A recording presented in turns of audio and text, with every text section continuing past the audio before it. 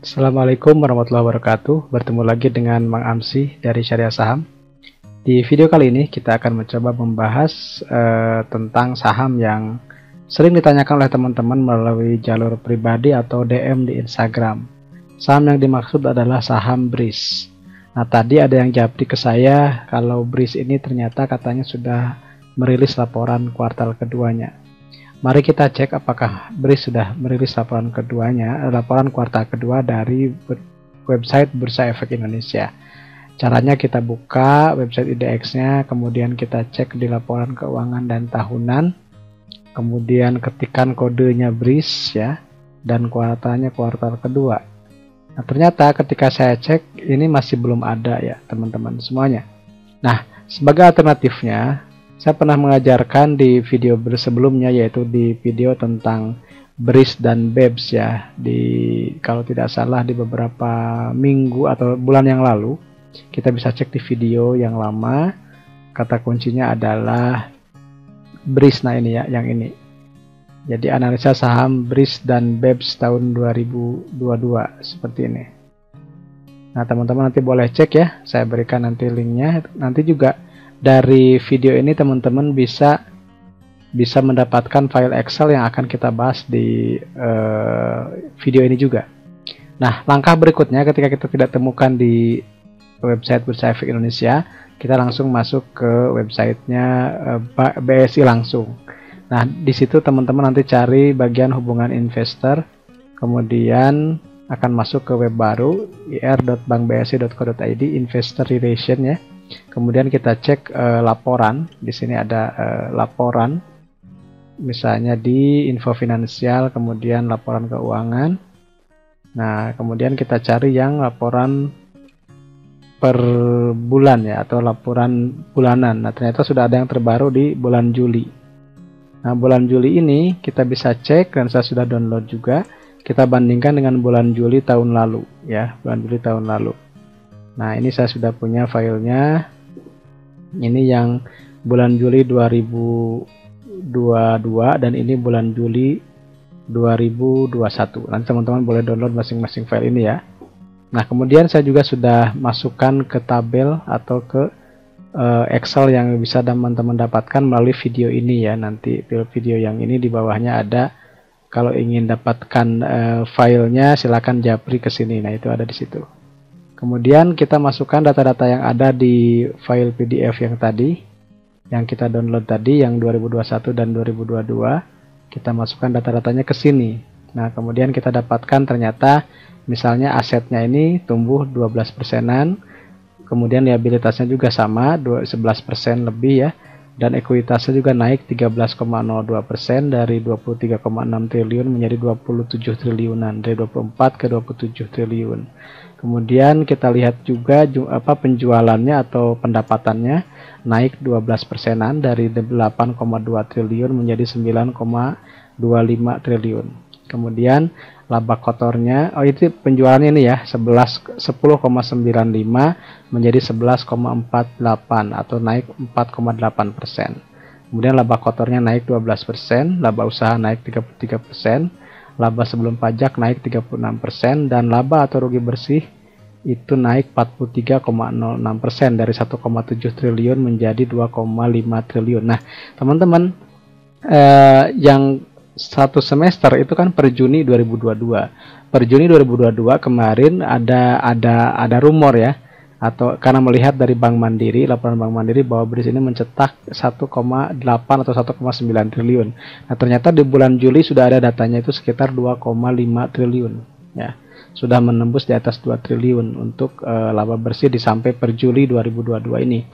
Kemudian harga terakhirnya tadi ya 1.500 berapa tadi? Lupa saya. 1.525 ternyata ada keliruan. Kemudian dari sini rasio-rasionya misalnya langsung ke gross profit marginnya hampir 81% untuk tahun ini ya, naik. Operating profit marginnya juga naik, NPM-nya naik, ROA-nya naik, ROE-nya juga 16%-an. Kemudian book value-nya naik ya, dari 580 menjadi 655. Earning per share-nya naik 43%. Kemudian price to book-nya turun ya, dari 3,8 menjadi 2,3. Nah ini yang menarik, price to earningnya asalnya 30 kali, sekarang tinggal 15 kali atau tinggal setengahnya. Artinya di tahun kemarin, di tahun kemarin di tanggal yang sama dengan tahun ini, di tanggal 26 Agustusan, itu harganya 2190 menurut data ini ya dari BRIS.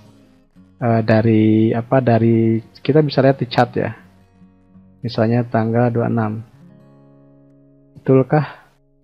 Close ya 2190 ya. Close-nya 2190, sekarang 1525. Artinya dibanding tahun kemarin harganya sudah turun sekitar 51%. Tapi secara fundamental naik 43%. Ya, teman-teman nanti tinggal menyimpulkan sendiri apakah ini sebuah peluang atau sebuah tantangan atau ya tadi butuh kesabaran. Sekali lagi ini adalah data yang kita dapatkan berdasarkan laporan 7 bulan sampai Juli yang saya dapatkannya per tanggal 10 Agustus ya, 10 Agustus tahun 2022. Jadi ini yang terbaru. Bahkan yang 6 bulannya pun ini belum ada ya, yang kuartal keduanya belum diaudit mungkin karena belum dirilis, tapi yang 7 bulannya sampai Juli itu sudah ada. Nah ini mungkin bisa menjadi pertimbangan teman-teman apakah BRIS ini masih menarik secara secara valuasi atau secara pertimbangan yang lainnya.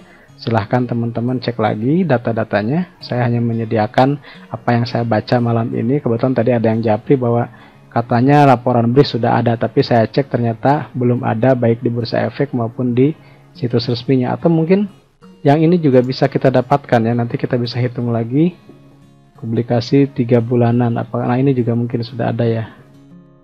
Mungkin ini ya yang dimaksud ya.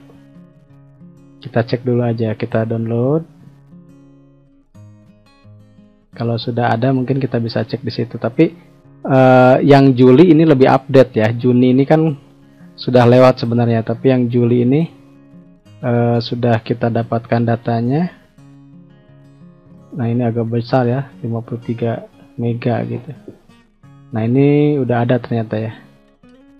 Tapi di bursa belum muncul ya, seperti itu.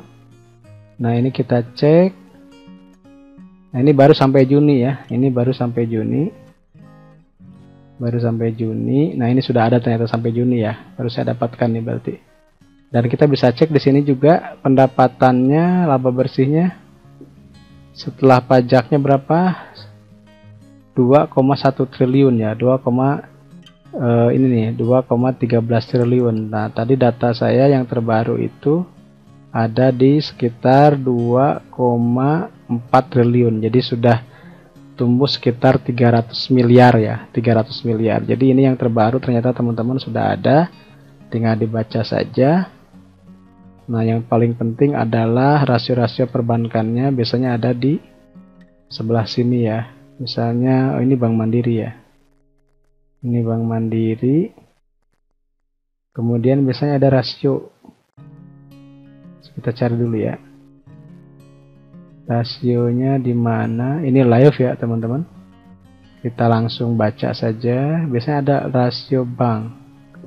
Saya akan kurang memahami ya kalau perbankan nih. Kita cek. Nah ini ya, ini nih. Nah ini kita lihat. Saya perbesar. Nah ini ya, misalnya net imbalannya 6,18 jadi 6,16, ROE nya 14 jadi 17,6, ROA nya dari 1,64 menjadi 2,03. Ini juga menjadi istilahnya rasio-rasio khas perbankan yang teman-teman perlu perhatikan juga ya, apakah semakin bagus atau misalnya bagaimana. Nah nanti teman-teman yang mungkin lebih mahir di bidang perbankan bisa sedikit sharing ya nanti di kolom komentar. Itu saja mungkin dari saya, mudah-mudahan memberikan gambaran bahwa secara fundamental untuk BRIS ini masih ada pertumbuhan, tapi untuk respon pasar terhadap harga sahamnya kita lihat saja di bursa nanti seperti apa. Terima kasih, semoga bermanfaat. Assalamualaikum warahmatullahi wabarakatuh. Saya Maamsi dari Syariah Saham.